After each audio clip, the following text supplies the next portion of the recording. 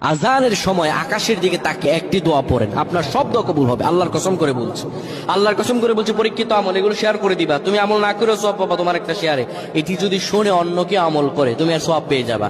আজানের সময় যখন আজান হয় তখন আমরা কথাবার্তা বলি, এগুলো অনুচিত। আপনি আজানের সময় আকাশের দিকে তাকিয়ে একটি দোয়া পড়বেন। এই দোয়াটি আমরা অনেকেই পারি। এখন বলবেন হুজুর কমন পড়ে গেছে দোয়া। আমরা অনেকেই আল্লাহ তাআলার কাছে এটা ওটা চাই, কিন্তু সঠিকভাবে চাইতে জানি না। সঠিকভাবে কোনো ব্যক্তি যদি চায় আমার আল্লাহ তাকে দয়া করবেন। আল্লাহ বলেন, বান্দা উদউনি আস্তাজিব লাকুম, আমার কাছে চাও আমি আল্লাহ সব দিয়ে দিব। সুবহানাল্লাহ।